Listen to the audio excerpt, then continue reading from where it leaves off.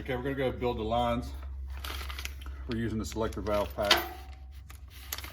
These are the two lines we just took off the selector valve that were on the truck already. Biggest thing on these here is just make sure they're not cracked up or anything like that. Make sure it's still a good line and make sure that the ends on it are still good and or cut good and square. You want it to be as square as possible. All right, so out of the fittings you're going to want to use on this one are going to be the threaded ones. Both of these threaded ones here will go into the factory lines. Use a torch, heat gun, any kind of heat to go ahead and heat up the lines to go ahead and get these pushed together.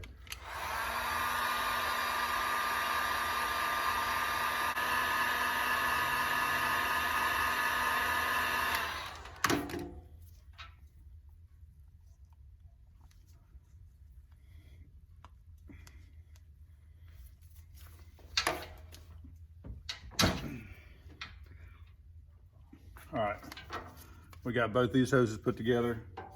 Now we're getting the 3/8 hose out of the kit, just the 3/8 hose. And we're gonna put one of these ends on for the 3/8 hose.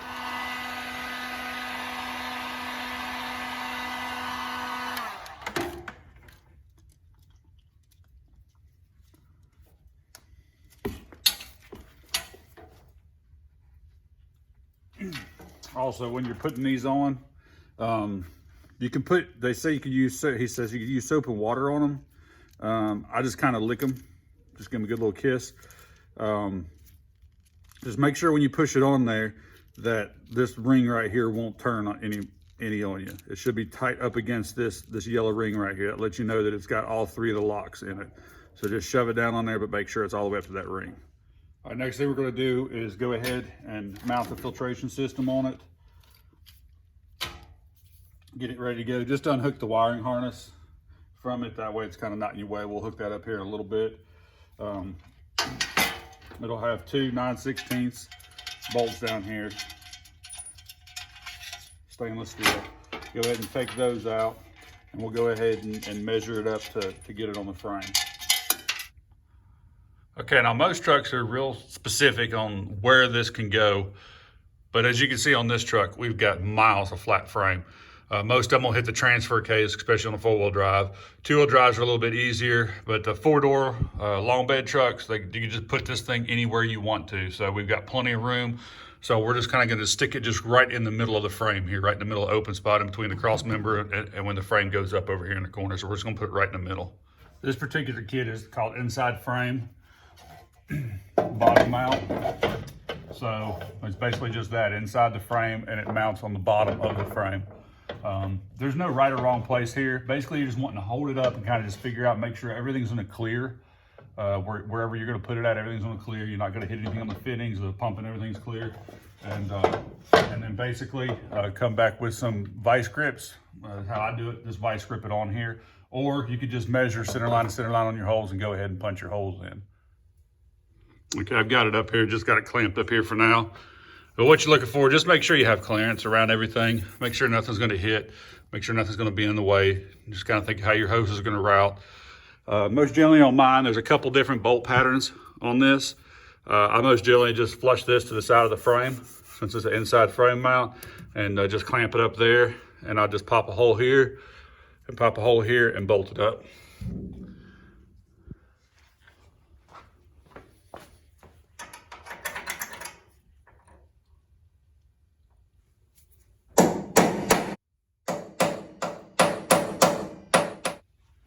All right, I'm gonna start with a small bit. Just kind of where I center punched it at.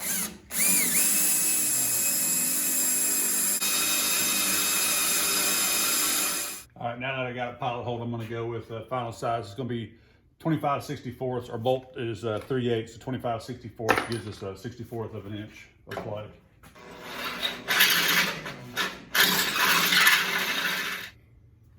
All right, now we're gonna put the bolt on it. It is a nylock nut on it, self-locking, whatever you want to call it. You're going to have a washer on top, washer on the bottom, and a nylock. The bolt size on this, or the head sizes, are going to be 9/16. All right, you can do it either way you want to. You can put it up to the bottom, to the top. It's kind of just whatever whatever kind of look that you want to go for. I like to run it up to the bottom, and it's kind of cleaner. No other reason than that.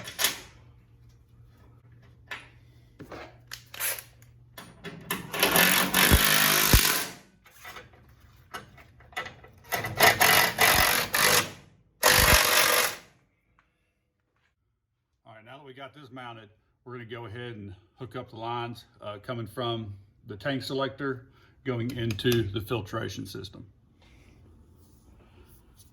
All right, so I got one of the lines that we built. This was the original line. This is our new line. I just screwed it together. I haven't cut it yet. It's still in a big roll. And so what we're going to do is just kind of mock up about how long we need it here. Once again, it's not very important, just as long as you have enough room without it stretching. So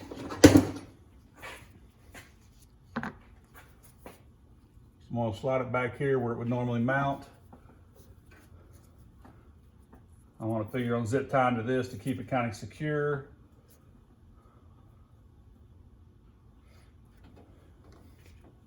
And that just kind of gives me a rough idea of where I need to be at. Like I said, it's not super important. You can move it around. It's better to have a little bit more hose than not enough hose. So now we're going to go take this fitting, heat it up, and stick it on there. Since I've already showed you guys how to do that, I'm just going to start building all these lines without videoing that. All right, we got the line built. Here's our line that we built. We're going to hook it up to the fuel filter first, tighten this union in it. This is going to be a 5/8 inch, 18 millimeter. We're going to tighten the union first, hook everything up on the fuel pump because it's still got fuel in it, so it's going to be pouring down the line. So the last thing we want to do is hook up the original. That way it just goes straight into the filter.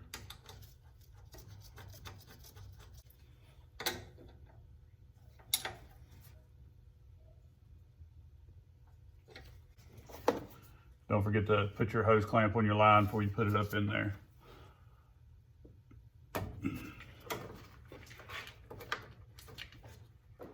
All right, next line we're going to put on is going to be the return line, the second line that we took off of our selector. Run it behind the filtration system and run it up to the selector valve. All right, now that we got the return hose run back there, we're going to go ahead and hook up our 1/2 inch feed line. And this is going to be a 7/8.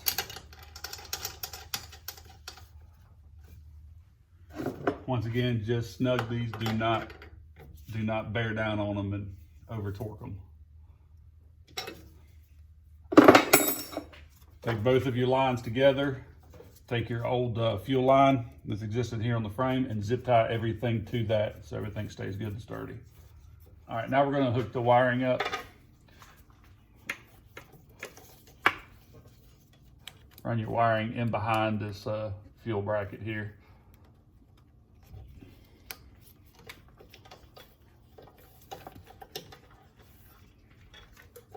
All right, we've got our ground wire. We've cut to length, just bored a little hole in the frame.